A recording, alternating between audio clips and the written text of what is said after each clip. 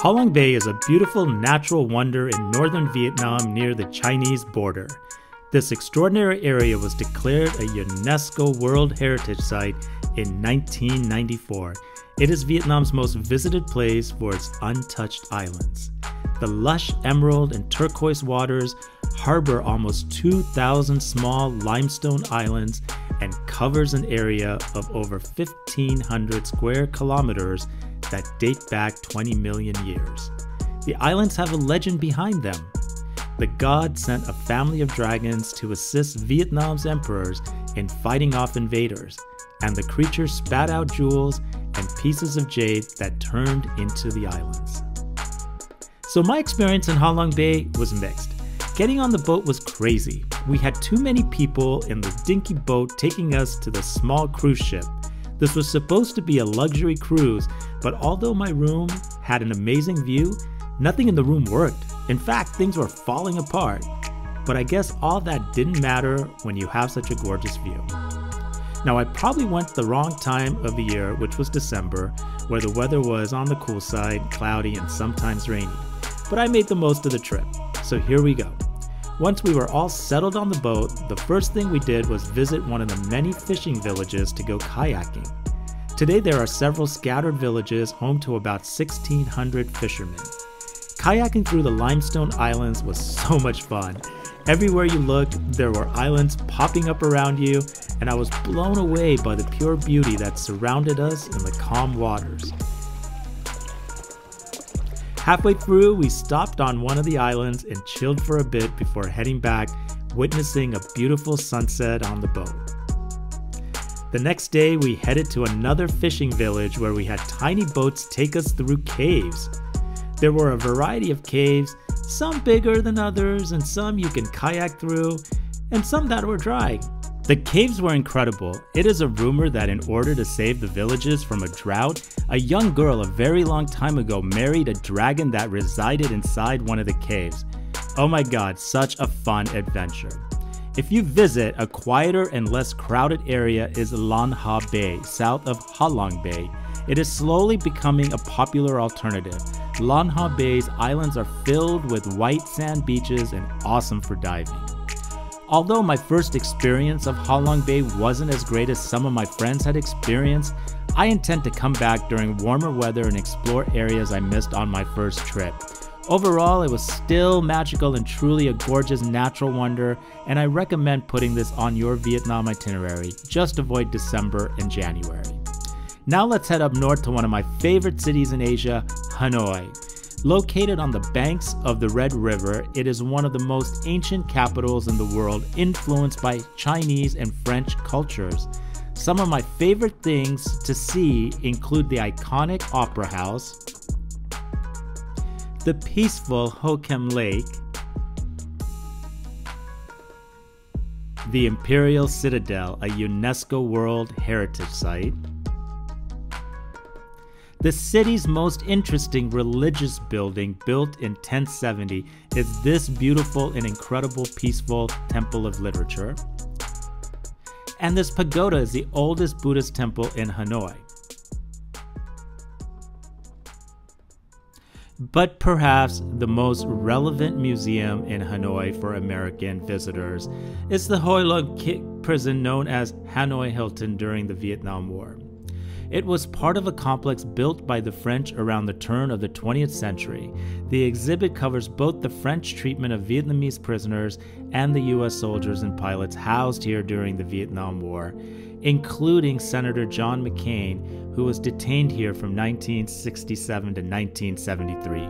Senator McCain was shot down and while ejecting from his plane, nearly drowned after parachuting into the lake. When he recovered, he was moved to Hanoi Hilton.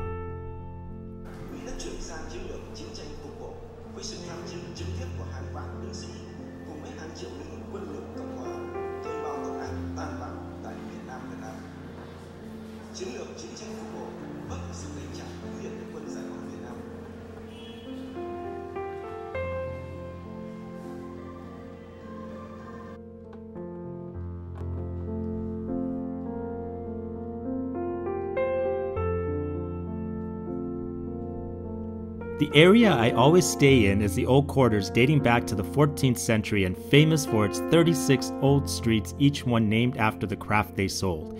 While in the old quarters, make sure to try the egg coffee, a Hanoi specialty in which a creamy, soft, meringue-like egg white foam is perched on dense Vietnamese coffee.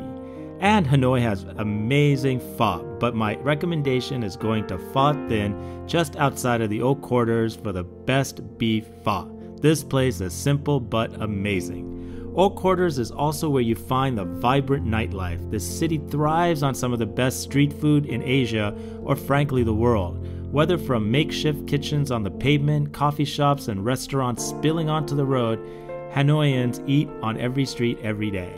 Since visiting Hanoi in the early 90s, I always stay at the historic Metropole Hotel built in 1901, where Charlie Chaplin spent his honeymoon and also housed the American journalist during the Vietnam War.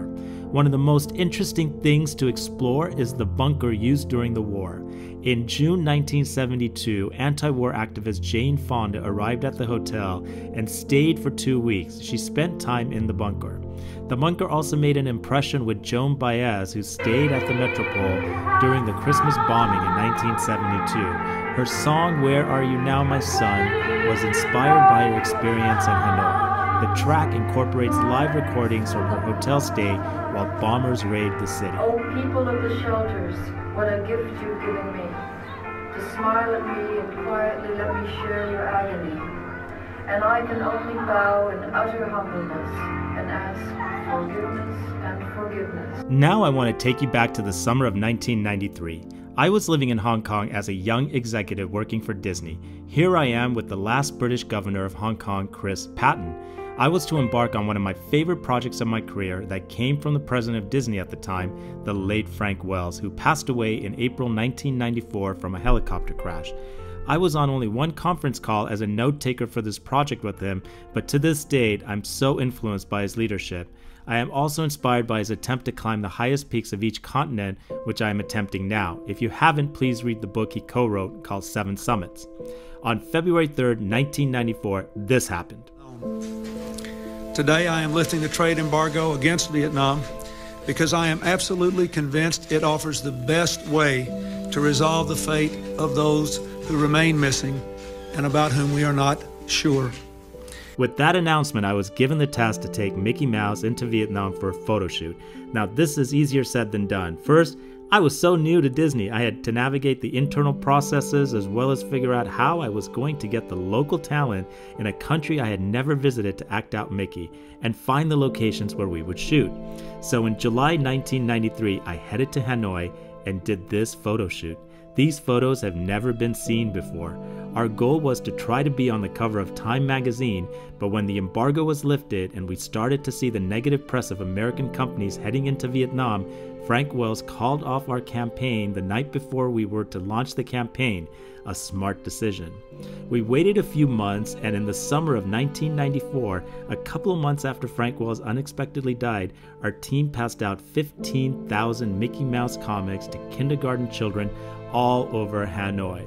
The comic was translated in Vietnamese and English and done as a goodwill gesture. It also felt like the perfect dedication to Frank Wells, someone I continued to be inspired by. Vietnam continues to flourish today. I love the people, the food, the culture of this amazing country.